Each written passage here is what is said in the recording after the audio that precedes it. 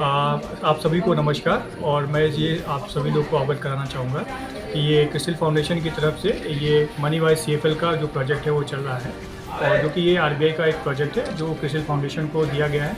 CRISIL foundation implement agency है जो कि उत्तर प्रदेश और उत्तराखंड में कार्यरत है, और ये उत्तर प्रदेश के 22 जिलों के 36 ब्लॉकों में ये काम कर रहा है, जो कि हम मनी वाइज सीएफएल सेंटर बोलते हैं।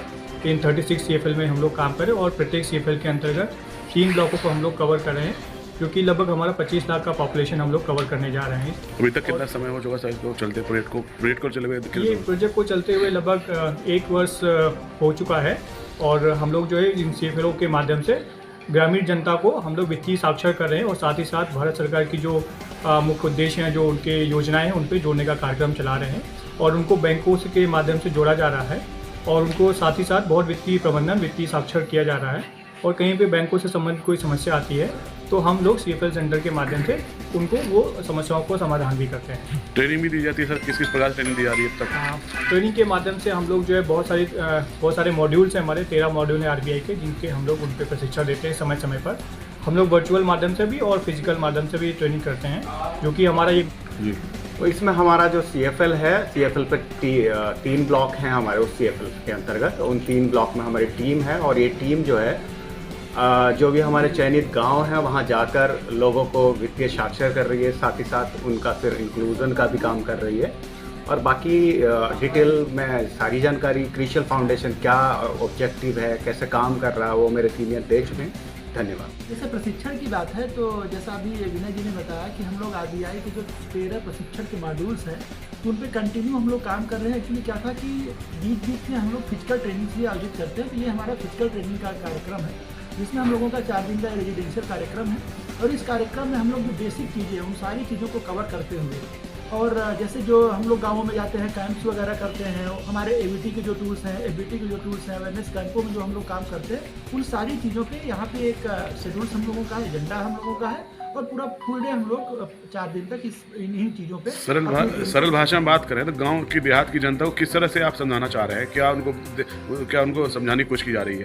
देखिए, बेसिकली ये होता है कि हम लोगों को वित्तीय साक्षर करें, और वित्तीय साक्षर करने का मतलब ये है कि जो लोग बैंकों से जुड़े नहीं हैं अभी तक, जहाँ पे बैंकिंग सर्विसेज का अभाव रहा है, अगर हम गांव की बात करें तो जो हमारी रूरल कम्युनिटी है, तो हम उनको कोशिश ये करते हैं कि हम बैंक की योजनाओं को उनके द्वार तक लेके जाएं।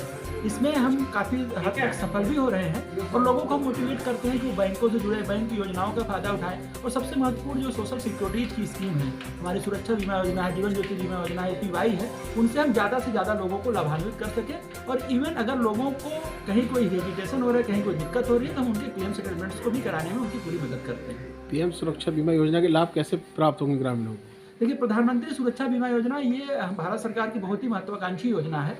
अगर हम ये कहें तो अभी 1 जून से इसके प्रीमियम को थोड़ा सा सरकार ने हाइक किया है। 20 रुपये में सरकार सिर्फ 3 चीज़ों को हमें विशेष रूप से ध्यान देना होता है। लाभार्थी का बैंक में खाता होना चाहिए, यदि उसकी उम्र 18 से 70 साल के बीच में है तो कभी भी जाके इस योजना में अपना एनरोलमेंट करा सकता है बैंक में जाके। ऑटो डेबिट मोड में अगर वो जाएगा तो 20 रुपये उसके खाते से कटेंगे, और किसी भी तरह का अगर एक्सीडेंट होता है तो वो संबंधित बैंक को जाएगा, अपना एप्लीकेशन देगा, क्लेम सेटलमेंट्स का उसका प्रक्रिया होती है, और उस प्रक्रिया के तहत उस लाभार्थी के नॉमिनी को 2 लाख रुपए का लाभ मिलेगा। और क्या क्या माध्यम है इसे जानकारी अगर लेनी हो ग्राहक को, तो उनके पास ऐसे क्या माध्यम है कि जो लीगल हो, जो अधिकृत हो, वो ऐसे कौन से बिंदु हैं, पॉइंट है? देखिए, अगर मैं बात करूंगा तो सबसे पहले तो हर एक सर्विस एरिया का बैंक होता है। इनके अलावा हमारे डीसी पॉइंट्स होते हैं, और जहाँ पे हमारे सीफल केंद्र हैं उनके माध्यम से भी हम कोशिश करते हैं, लोगों के बीच में भी ये जानकारियाँ दी जा रही है कि हमारे वो सीफल केंद्र में भी पहुँचे।